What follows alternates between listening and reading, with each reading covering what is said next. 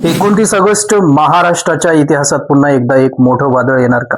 मराठा आरक्षणाचा लढा 2026 मध्ये नेमका कोणत्या वळणावर येऊन पोहोचलाय? मनोज जरांगे पाटील यांनी सरकारला दिलेला तो अल्टिमेट संपायला आता काहीच तास होते. पण सर्वात मोठा प्रश्न, सरकारने अचानक घेतलेला तो गुप्त निर्णय कोणता आणि यामुळे संपूर्ण महाराष्ट्राचं राजकारण कसं बदलणार आहे? पुढच्या या व्हिडिओमध्ये आपण मराठा आरक्षणाचा हा सर्वात मोठा गुंता एकदम सोप्या भाषेत डिकोड करणार आहोत. जर तुम्ही महाराष्ट्राचे नागरिक असाल तर हा व्हिडिओ तुमच्यासाठी अत्यंत महत्वाचा आहे. चॅनलवर नवीन असाल तर आता सबस्क्राईब करा आणि बेल आयकॉन दाबायला विसरू नका. नमस्कार, मी विजन बोलतोय. विजन 360 मराठीमध्ये आपल्या सर्वांचं स्वागत आहे. मित्रांनो, सध्या संपूर्ण महाराष्ट्राचं लक्ष लागतंय ते जालना जिल्ह्यातील अंतरवाली सराटी या गावाकडे. का माहितीये?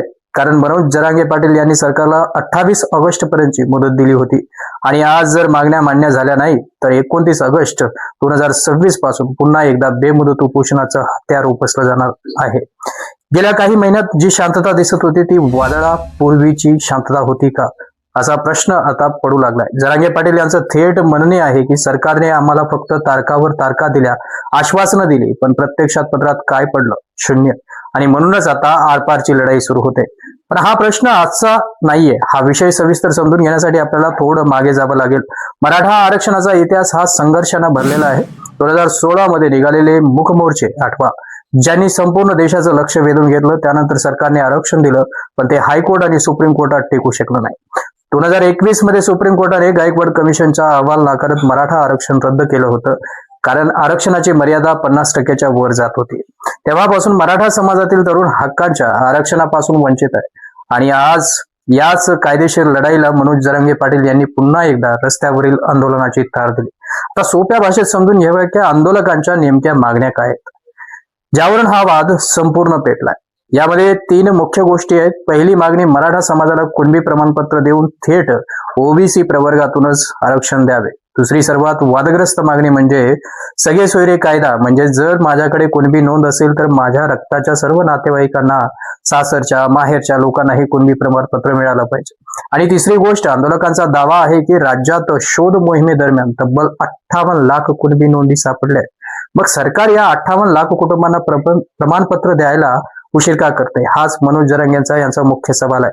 तर दुसरी बाजू बघा, सरकार गप्प बसलाय का? तर मुळीच नाही. आंदोलकांचा इशारा मिळताच राज्य सरकारने एक खूप मोठा गेम चेंजर निर्णय घेतलाय. जुन्या कुणबी नोंदी शोधण्यासाठी सरकारने जी न्यायमूर्ती संदीप शिंदे समिती नेमली होती, तिचा कार्यकाळ सरकारने थेट 30 जून 2027 पर्यंत वाढवलाय. म्हणजे समितीला काम करण्यासाठी अजून 1 वर्ष मिळालं आहे. एवढंच नाही तर महसूल मंत्री राधाकृष्ण विखे पाटील यांनी प्रशासनाचे कान उपटलेत. प्रलंबित अर्ज तातडीने निकाली काढायला सांगितले.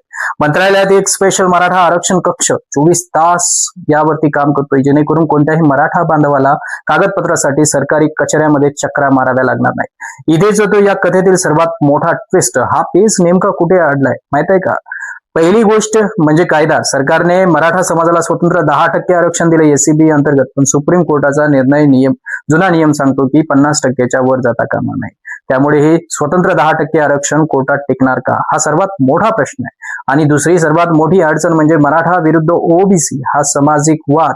मनोज जरांगे म्हणतात आम्हाला ओबीसी मधूनच जागा द्या, तर दुसरीकडे महाराष्ट्रातील प्रस्थापित ओबीसी नेते आणि संघटना आक्रमक झाल्यात. त्यांचा थेट इशारा आहे की जर मराठा समाजाला ओबीसी मधून घेतलं तर मूळ ओबीसीची आरक्षणावरती दरोडा पडेल. विचार करा, एका बाजूला मराठा समाज आक्रमक आहे आणि दुसऱ्या बाजूला ओबीसी समाज. सरकार नेमकी कोणाची भूमिका घेणार? यामुळेच या विषय हा जो आहे फारच कमालीचा आणि संवेदनशील आहे. या संपूर्ण वादात 2 महत्वाचे पैलू आहेत जे आपल्याला नाकारता येणार नाहीत. एकीकडे मराठा समाजातील गरीब व शेतकरी कुटुंबातील मुलं आहेत ज्यांना फी परवडत नाही, नोकऱ्या मिळत नाही, त्यामुळे त्यांची मागणी अगदी वाजवी आहे. पण दुसरीकडे ओबीसी प्रवर्गात आधीच शेकडो लहान लहान जाती आहेत ज्या आर्थिक आणि सामाजिक दृष्ट्या खूप मागे आहेत. ओबीसी नेत्यांना भीती आहे की जर एवढा मोठा समाज ओबीसी मध्ये आला तर या छोट्या जातींना आरक्षणाचा कोणताही फायदा मिळणार नाही. हा 2 समाजामधला संघर्ष थांबवणं हे सरकार पुढचं सध्या सगळ्यात मोठं आव्हान आहे. अर्थात मुख्य आरक्षणाचा निर्णय कोर्टात आणि कायद्यात अडकला असला तरी सरकारने मराठा समाजातील तरुण आणि विद्यार्थ्यांसाठी काही महत्वाचे निर्णय नक्कीच घेतले.